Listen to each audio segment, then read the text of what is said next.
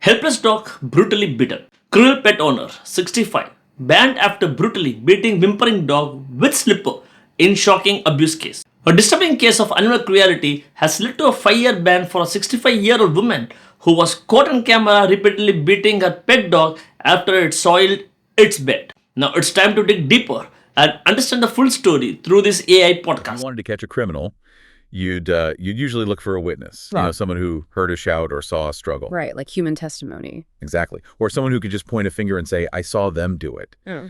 But in a recent animal welfare case out of Dorset, the star witness wasn't a person at all. It was the abuser's own living room. Yeah, and that shift, moving from relying on hearsay or just circumstantial evidence to undeniable time-stamped video from inside a private home. It's massive. It really is. It is fundamentally rewriting how the justice system prosecutes these cases. I mean, it bypasses human memory entirely and gives the court an unblinking record of the behavior. It's fascinating. So today we are taking a really close look at a single, highly detailed news report surrounding this specific case from Wimborne, Dorset. And I want to be completely upfront with you listening right now. We are discussing documented animal abuse today. Yeah, the details are definitely heavy. They are. But our mission for this deep dive is not just to recount a crime. We want to really explore the intersection of human cognitive bias, animal psychology, and, well, how the legal system actually measures and penalizes cruelty. Because understanding the mechanics of a case like this is crucial for anyone who truly cares about animal welfare. Right. You know, analyzing where the human-animal bond breaks down, it helps us understand the psychological triggers of abuse. And more importantly, it reveals how the courts differentiate between a tragic accident, a momentary lapse in judgment, and systematic malice. Yeah, that distinction is everything. So let's set the foundation here.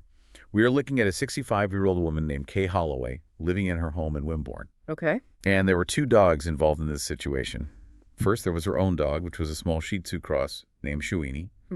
And second, she was caring for a crossbreed named Loki, who actually belonged to a friend. Right. So 2 dogs in the house. Exactly. And the entire escalation of violence stems from triggers that are honestly incredibly mundane. Yeah, they really are. The abuse against Shuini was triggered because the small dog soiled its bed. And her intense frustration with Loki stemmed from the fact that Loki was not house-trained. Right, which led to repeated urination incidents inside the home. Exactly. Well, those triggers point directly to a psychological concept called anthropomorphism. Oh, projecting human traits onto animals. Precisely. Humans have this profound and often subconscious tendency to project human motivations onto animal behavior. Right. So when a dog soils a bed, a frustrated owner often interprets it as like a malicious act of defiance or spite. Okay, let's unpack this. Yeah. Because if you have a dog that isn't house-trained or perhaps is just anxious or ill, punishing it for having an accident inside the house is, well, it's like screaming at a toddler for spilling their milk. Yes, exactly. Or screaming at someone for failing a test in a language they haven't been taught yet. Right. You listening probably already know a dog isn't acting out of spite. I mean, they simply don't possess the cognitive framework to maliciously soil a carpet just to insult their owner. No, of course not. But the human cognitive error here is assuming the animal understands the human rules of domestic territory and then applying human-level punishment for a perceived infraction. And when that cognitive error meets unchecked frustration, the environment becomes incredibly dangerous for the animal. I can imagine. Historically, proving an owner crossed the line from, frustrated training into criminal abuse was nearly impossible. Because it's just their word against, well, a dog who can't speak. Exactly. A veterinarian might find a bruise, but the owner could easily claim the dog fell off the sofa or ran into a door. Yeah, it was almost entirely circumstantial. What's fascinating here is the profound difference in this case. The footage of the abuse was captured by cameras located inside the home itself. Yeah, the source notes that the footage was obtained by a concerned neighbor, and then they handed it directly over to the RSPCA, which prompted their formal investigation. Thank goodness for that neighbor. Seriously. Yeah. The neighbor stepping in with that internal footage is the only reason this didn't stay a dark secret. But I'm curious about the legal weight of that. Does indoor camera footage completely strip away the defense's ability to argue intent? Well, it doesn't strip away the argument of intent, but it completely removes the argument of action. Okay, what do you mean by that? I mean, you cannot dispute high-definition video of a specific physical strike occurring at a specific second. The camera doesn't infer why the person is doing it, but it provides the court with the exact severity, duration, and frequency of the violence. Right. You can't say it didn't happen. Exactly. It forces the defense to justify the undeniable reality of the physical act rather than simply denying it happened in the first place. And the forensic breakdown of what that footage actually showed, it really shifts our understanding from just human frustration to severe, undeniable violence. It's hard to watch, even just to read about. Yeah. The distressing video shows Holloway entering her kitchen and approaching Shuini. And the source specifically notes the dog is already frightened. It's cowering on the floor before she even reaches it. Yeah, and that pre-existing cowering is a vital behavioral marker for veterinary experts. Why is that so important?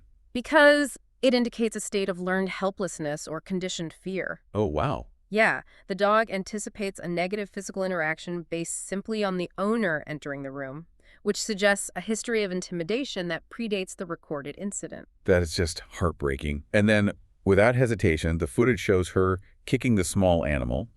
She then escalates the attack, grabs a slipper, and strikes Shuini approximately 20 times. 20 times. Yeah, and the report specifically notes this was done with significant force while the dog is whimpering and crying in fear. She's also shouting abuse and calling the dog offensive names throughout the entire assault. And sadly, this pattern extended to the friend's dog, Loki, as well. Right, the videos revealed both dogs were subjected to repeated rough handling, including being dragged by their collars. Yeah. In one instance, she lifts one of the dogs completely off the ground by its collar and slams them against doors, all while making verbal threats. You know, the physical escalation from a strike to lifting an animal by the neck is a critical escalation in the eyes of welfare inspectors. How so? It moves from blunt force to structural endangerment. Okay, but I want to push back on the legal interpretation of this, just based on what we saw in the source text regarding the court proceedings. Sure, go ahead. During the hearing, Holloway expressed remorse and explicitly claimed she was struggling with severe health issues and simply couldn't cope with caring for the dogs. Right.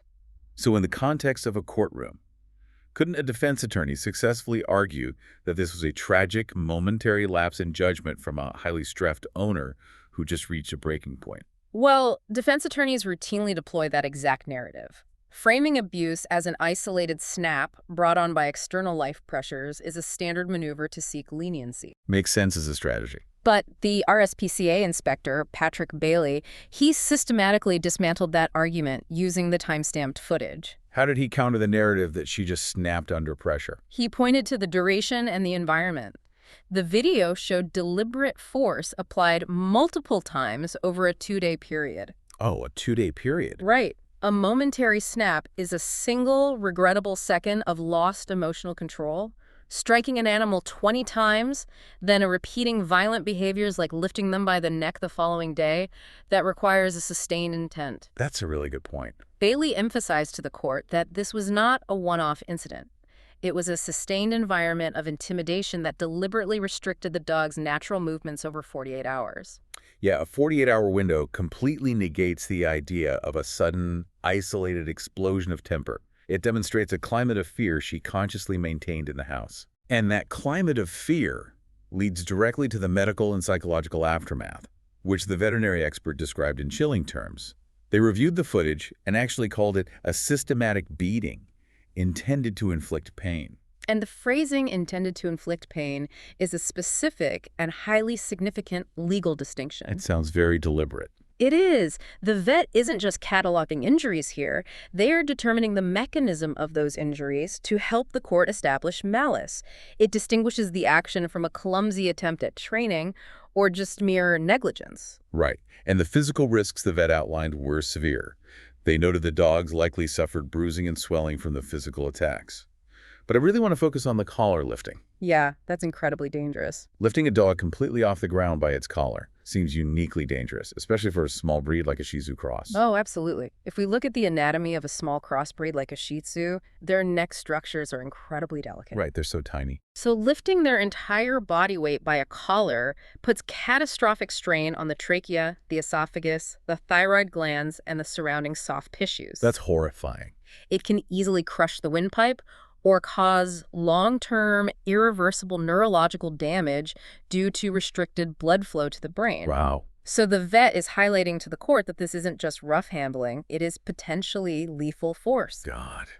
And beyond the physical dangers, the vet heavily emphasized the psychological markers of trauma. They noted the constant whimpering, the cowering, the fear-based posture. The flattened ears, the avoidance behavior. Yeah, and the hesitation when approached by anyone. These dogs were fundamentally broken down. They were completely traumatized. But here's where it gets really interesting. The source text mentions a very specific detail that could easily derail prosecution. Oh, the bite. Yes. One of the dogs actually bit Holloway during all of this. Now, if you were sitting on the magistrate's bench, doesn't a dog biting its owner complicate the case? It definitely can, yeah. Couldn't the defense use that to label the dog as inherently aggressive and attempt to justify the owner's extreme reaction as self-defense? It is arguably the most precarious part of prosecuting cases involving reactive animals. The defense will absolutely attempt to weaponize the dog's reaction to shift the blame. So how did they handle it? Well, the veterinary expert had to directly address this to ensure the court wasn't misled. They testified explicitly that the bite was a pure fear response, not an act of aggression. But wait, if a dog is sinking its teeth into someone, isn't the line between a fear response and actual aggression practically invisible to the person being bitten? To the person, maybe. Right. So how does a vet objectively prove the dog's intent in a court of law? By analyzing the sequence of events and the animal's posture leading up to the bite. You see, aggression in dogs is typically proactive or territorial. Okay. The dog advances, ears are forward, the body is stiff, basically making themselves appear larger. And a fear response. A fear response is entirely reactive. The dog is backed into a corner, cowering, ears flattened, desperately trying to de-escalate the situation and make themselves appear as unthreatening as possible. Wow, that's a huge visual difference. It is. When the human, who is the apex predator in this dynamic, ignores those signals and continues to attack, the animal feels it cannot escape. So panics. Right. Its survival instinct overrides its submission. Biting becomes the absolute last resort for self-preservation. The vet proved to the court that Holloway was never in proactive danger. The dog was simply fighting for its life in that specific moment. It's heartbreaking to frame it like that. The dog is just desperately trying to survive its own living room. Yeah. But proving that the dog was merely surviving, rather than attacking, clears the path for the legal reckoning. And this all culminated in a hearing at Poole Magistrates Court, where Holloway pleaded guilty to the RSPCA animal welfare offenses. Let's talk about that sentencing. Let's look at the specific financial breakdown the court handed down, because the formula they use is really revealing. She was hit with a 1,415-pound fine, 400 pounds in legal costs, and a 566-pound victim surcharge. Right, and the structure of those financial penalties is really designed to address different aspects of the justice system. Right. The 400 pounds covers the prosecution's expenses, basically ensuring the public purse isn't fully bearing the cost of investigating and bringing the abuser to court. Makes sense. And the 1,415 pounds is the punitive fine, which is calculated based on the severity of the offense and often adjusted against the offender's income. And the 566-pound victim surcharge. I always find that term fascinating in animal cruelty cases. Like, how does a victim surcharge work when the victim is a Shih Tzu cross who obviously cannot open a bank account or collect restitution? Yeah, it sounds a bit strange at first. It is a standard mechanism within the UK legal framework, though. The money does not go directly to the animal or the animal's new owners. Where does it go then? Victim surcharges go into a consolidated national fund used to support victims of crime broadly. However, applying it in these specific types of prosecutions is actually really important. Why? It reinforces the legal standing that a distinct offense was committed against a vulnerable, sentient party, rather than treating the dog merely as a piece of property that was damaged. Oh, I like that. It acknowledges the dog is a victim, not a broken lamp. Exactly. So what does this all mean? When you zoom out and look at those numbers, she is paying roughly 2,400 pounds in total financial penalties, plus carrying a criminal record. Right. And the tragic irony is that the alternative she had from the very beginning was completely free. Totally free. If she was overwhelmed by her health issues, or couldn't cope with a dog that wasn't house-trained, she could have simply called a local shelter for advice, or called her friend and said, hey, I couldn't watch Loki anymore. Yeah. It costs absolutely nothing to ask for help, but allowing frustration to escalate into violence ruins your life and completely devastates the animal. If we connect this to the bigger picture, it perfectly demonstrates how irrational and destructive anthropomorphic frustration can become. The resources for overwhelmed pet owners exist precisely to prevent these outcomes. Exactly. But the justices served by the Poole Magistrates Court wasn't just about extracting money for past behavior. The most significant penalty handed down was a 5-year ban from keeping dogs. Well, I want to challenge the length of that ban, actually. Oh. If the veterinary expert explicitly called this a systematic beating intended to inflict pain, and the court agreed with that assessment, why ever let her own a dog again? Why 5 years instead of a lifetime ban? I hear you. But magistrates have to balance punitive measures with the legal concept of proportionality. Okay, what does that mean in practice? Well, in the UK legal system, lifetime bans are typically reserved for the most extreme, prolonged, and sadistic cases of torture, or massive, systematic hoarding situations involving dozens of animals. I see. A 5-year ban is still considered a highly severe and restrictive penalty for a first-time conviction.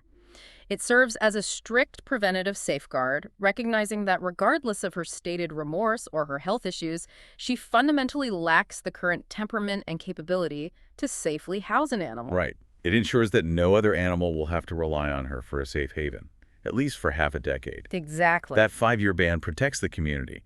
But the most important outcome of all these court documents and veterinary reports is what happened to the victims themselves. The intervention achieved its primary goal, didn't it? It removed the animals from the threat.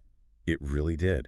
Following the investigation and the court case, Shuini, the Shih Tzu cross, who endured those 20 slipper strikes and the kicking, was permanently removed from Holloway's care. Thank goodness. And the RSPCA successfully rehomed the dog.